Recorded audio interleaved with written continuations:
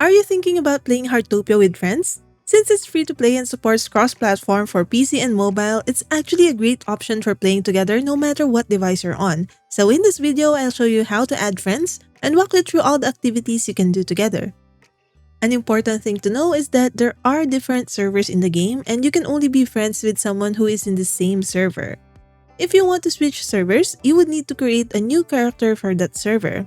For example, I'm playing in the Southeast Asia server. If I want to add someone who is playing in the global server, for example, I would have to create a new character and my progress will not carry over. However, if I switch back to Southeast Asia, my original progress will remain there. This means that your character is permanently bound to the server where they were created. Your original character will not be deleted if you start over in another server. It will remain on its original server if you ever wish to go back. But if you're going to start this game with your friends, make sure that you agree on one server before starting to save you all the hassle. There are different ways to add someone in Heartopia. The first one is by using their UID. You can use this method if you're adding someone you already know. To add them, open your friendship journal. Hit the magnifying glass at the bottom left of the screen and type in their UID. They can find this by clicking on their profile picture from their smartwatch. You can also add other players you meet in the game itself. Each time you log in, you'll be randomly placed with up to 11 other people in one town. If you come across someone you want to add, you can click on the icon above their head and add them from there. You can also go to this menu by clicking on their mailbox. If you interacted with someone and you didn't manage to add each other, you can look at the Friends Link tab from your friendship journal and see if the interaction got logged in there. From here, you can send a letter to them requesting to be friends. Requesting to be friends with someone via these three options will use up one wishing star, which you earn from doing resident requests. If the person doesn't add you back after a certain time, the star will be refunded back to you. While I'm not a big fan of spending my precious stars to add people, this feature does prevent people from spamming friend requests, so I understand why they put a small fee for it. If you want to talk to someone first before adding them, there's also an item called a free-spirited coffee umbrella, which lets you enjoy 30 minutes of free chatting and drinks with other players. While Heartopia is generally a wholesome community, I just want to put a quick reminder here to be very careful about the information you give to other people in online communities. Treat strangers as such and be wary of people asking for sensitive information like your name or location. There is a report and block feature for suspicious people, so use it if necessary so we can keep this community safe for everyone. Now that we know how to add friends, let's talk about the things you can do with them in the game. There are some multiplayer interactions that you can do with everyone else in town, and there are some interactions that you can only do once you are friends with someone. Let's start with the things you can do with everyone in town. Heartopia has 5 main events you can participate in with other players, which range from catching fish or bugs to some platforming challenges. You will get access to these events as your DJ member levels up and you unlock the related hobbies for the event. Once a day at a set time, an NPC will start an event for free instead of requiring players to pay. If you want to start an event yourself, it costs 2,000 gold the first time each week, but the price gradually increases each time you repeat it that same week. You can definitely do these events on your own, but you will be spending a lot of gold if you want to do it a lot. Thankfully, this is where the multiplayer feature becomes handy. You can join other people when they start an event, and if there are a lot of players doing the event, you all can take turns paying for the event for only 2,000 gold. Each event also has both personal and group goals that will give a reward for completing it separately. For sea fishing, you need to catch a certain amount of fish to meet your personal goal, but there is also a group goal where you need to catch more fish. Right now, there's also a limited time event called the Winter Frost, and one task is to get stamps from other people. I think it's a nice interactive event, but if you'd rather play solo, you can ask for stamps from NPCs instead. I'm thinking that other upcoming activities will have a similar pattern where there's an option to do it with other players or an option to do it by yourself. You can also share your items with other players. When you use a repair kit, it's a good idea to do it around other people so they can benefit from it too. They might also use their own repair kit after if their tools still need repairs, so you will both be able to save on materials. Other useful items you can share include the Rainbow Bouquet, which grants a 30-minute blessing that improves star ratings for activities like fishing and cooking, and the mermaid fish attractor, which increases your chances of catching rare fish when used near other players. You can share dishes with other players by clicking on the share button. If you see an icon above someone holding a dish, you can click on it to eat. This is a great way to help each other restore stamina. I usually see people offering food if you come to an event they triggered, and another good way to do this is to offer food to people you see watering your crops and flowers. You cannot message other players if you are not friends, but you can use emotes and actions to communicate. There are some helpful emotes to communicate within the game, like a fishing emote if you want to fish together, one for celebration, one that can show gratitude, and even a wave one to say hello or goodbye.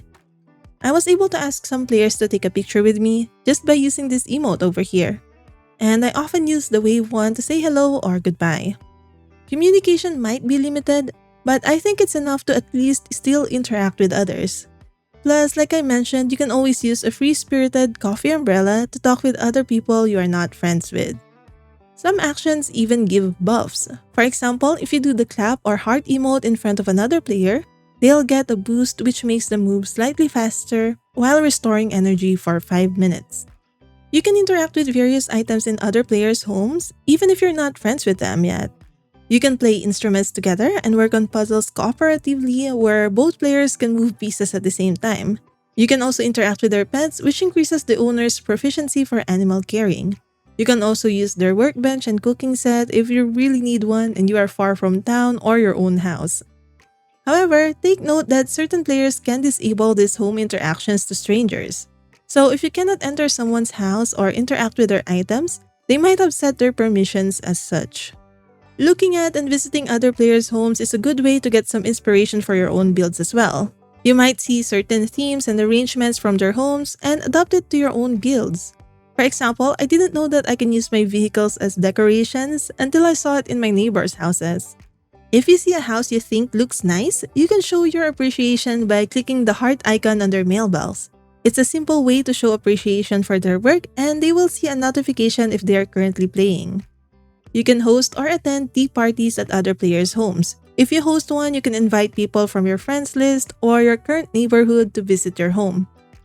This is a fun way to let people know that you are accepting visitors to your house. You can all socialize by eating food, solving puzzles, sharing your books or music you created in-game, or playing instruments together.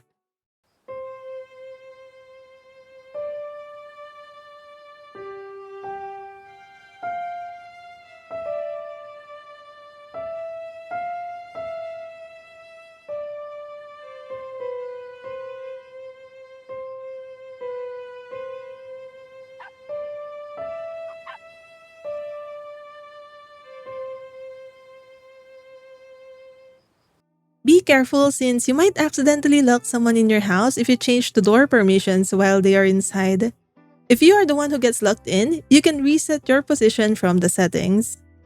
Other players can help you with your garden. If they water your crops and flowers, the quality of crops increases and the chance of flowers crossbreeding also increases.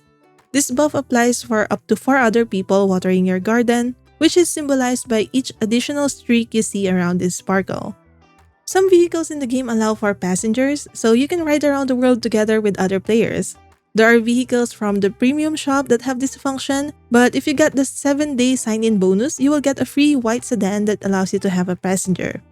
Again, this feature can be disabled from the settings, so don't be confused if you can't use another person's vehicle if you are not friends. Now let's talk about the things you can do once you're friends. Heartopia has a 10-level friendship system that tracks your activities together, with each level unlocking new emotes and interaction options. At level 1, you unlock basic features like postcards, visits, chat, hand-holding, and high fives. The chat feature lets you communicate with your friends directly.